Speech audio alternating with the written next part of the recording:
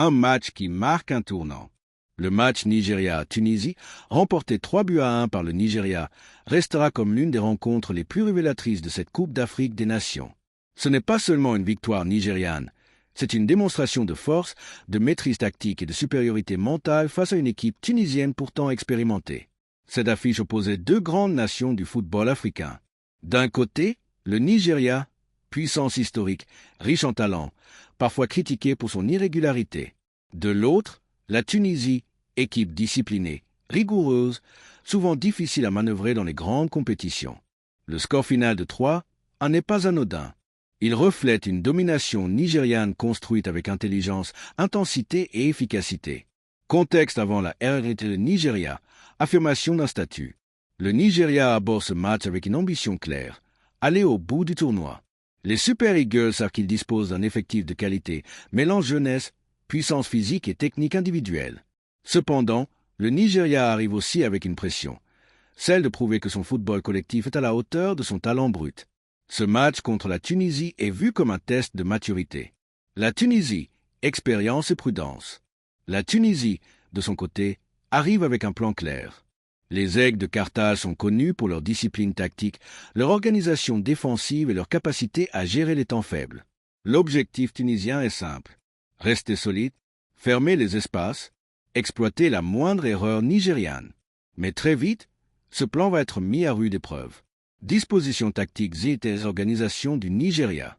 Le Nigeria se présente avec une structure offensive assumée. Le bloc est équilibré, mais l'intention est claire. Jouer vers l'avant. Les points clés du dispositif nigérian. Défense athlétique. Milieu dynamique. Attaque rapide sur les côtés. Pressing haut et constant. Le Nigeria veut imposer un rythme élevé dès le début. Organisation de la Tunisie. La Tunisie adopte un bloc médian à bas. Les lignes sont resserrées. Le milieu est dense. L'idée est de casser le rythme nigérian, empêcher les transitions rapides, rester compact. Mais ce choix va exposer la Tunisie face à la vitesse et à l'intensité nigériane. Début du match, le Nigeria impose sa loi. Dès les premières minutes, le Nigeria montre ses intentions. Le pressing est agressif, les duels sont gagnés, les projections sont rapides. La Tunisie est immédiatement sous pression. Elle a du mal à sortir le ballon proprement. Les pertes de balles s'enchaînent. Le Nigeria installe un climat de domination psychologique. Ouverture du score, logique et méritée. Le premier but nigérian intervient comme une conséquence logique de cette domination. Il est le résultat d'une récupération haute, d'une transition rapide, d'une finition efficace. Ce but libère le Nigeria et met la Tunisie sous pression maximale. Réaction tunisienne, difficulté et fragilité. Après l'ouverture du score, la Tunisie tente de réagir. Mais elle se heurte à un pressing constant, une agressivité nigériane, un manque de solutions offensives. Le jeu tunisien devient plus direct, parfois précipité. Les ballons sont perdus trop vite. Maîtrise du milieu de terrain par le Nigeria. Le cœur du match se joue au milieu. Le Nigeria domine les duels, impose le rythme et empêche la Tunisie de construire. Les milieux nigérians jouent juste, simples et efficaces. Ils orientent le jeu, coupent les lignes de passe et soutiennent les attaques. La Tunisie est étouffée. Deuxième but, le tournant définitif. Le deuxième but nigérian est un coup dur pour la Tunisie. Il intervient à un moment clé, quand la Tunisie tentait timidement de revenir dans le match. Ce but brise l'élan tunisien, renforce la confiance nigériane, change définitivement la physionomie du match. Dimension mentale, la différence majeure. Mentalement, le Nigeria est supérieur.